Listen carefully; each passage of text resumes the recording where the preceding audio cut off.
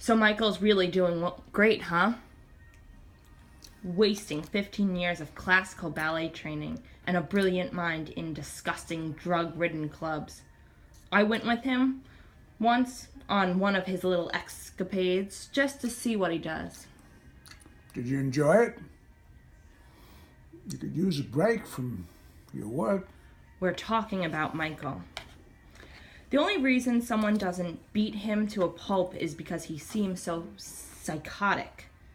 He doesn't even mix his drinks anymore. He just guzzles straight vodka and snorts cocaine until he goes into this, insane state. It's not exactly violent, but he'll start tearing down anything that'll give. I was walking with him through Jackson Square, and he reached up and grabbed a hold of this huge sign. It probably weighed 500 pounds. If he had managed to break the chains, it would have crushed him. He's dancing on the hoods of cars, throwing bottles into the street, and all the time with coke in his pocket. If he gets arrested, which is inevitable, he could go to prison. Or if he gets into a fight, kills someone, or gets permanently disfigured. Does none of this worry you?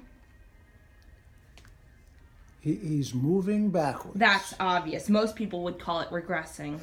He's moving backwards in order to move forward.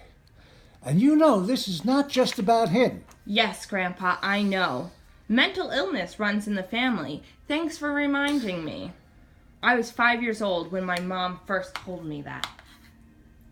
And I'm sure my dad was a nut job as well. You know, I don't know who he was. Yeah. She pretended, she believed it wasn't important. And what this family is suffering from is not an illness.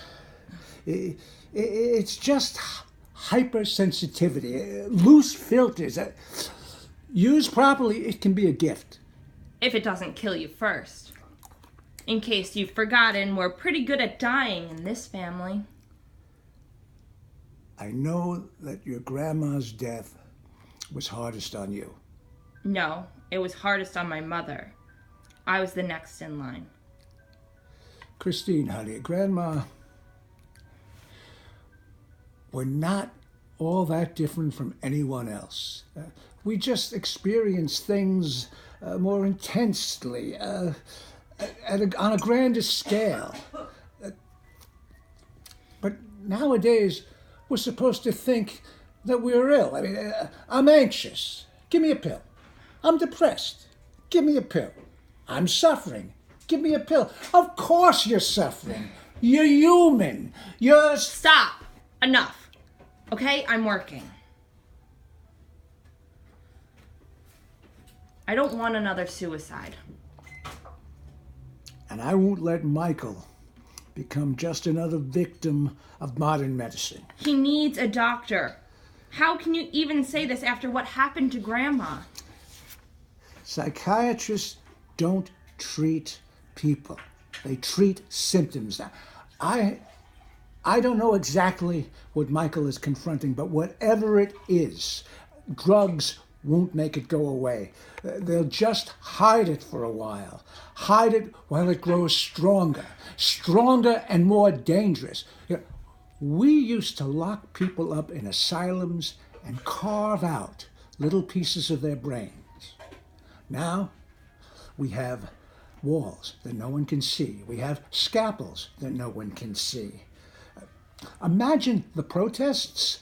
Imagine the outrage if 1 in 5 of us were physically locked up, if 1 in 5 of us had scalpels applied to our brain matter. And what we're doing now is worse. Worse because it's so subtle. Drugs cannot stop the evolution of the human mind. Neither can false accusations or academic theories that you really don't believe in. This is my rock, okay? When I start to lose hold of my rock, I cling onto Jack's. At least his is solid. He believes in something. There's nothing less solid than a belief. You just won't be happy until everyone in this family is as crazy as you. Michael is not one of your experiments. We're all an experiment, whether we like it or not. Oh, Jesus, I can't even talk to you. You know, Mom was right. She knew Michael might need help one day, and she knew you would try to stop him from seeing a doctor, and that's why she took us away. Then why don't you write to her, Christine? Yeah, maybe she will drop whatever great protests she's involved in, whatever the all-important cause is at this moment, and come and rescue her son. But you probably don't know where she is. Michael, he's just so sensitive and serious. And he has to see this through. How can you be so cold? If he got help, they could give him something. You know I'm not cold. The path that Michael is on is who he is. And that kind of path is never a safe one. To deprive him of it now would be worse than death.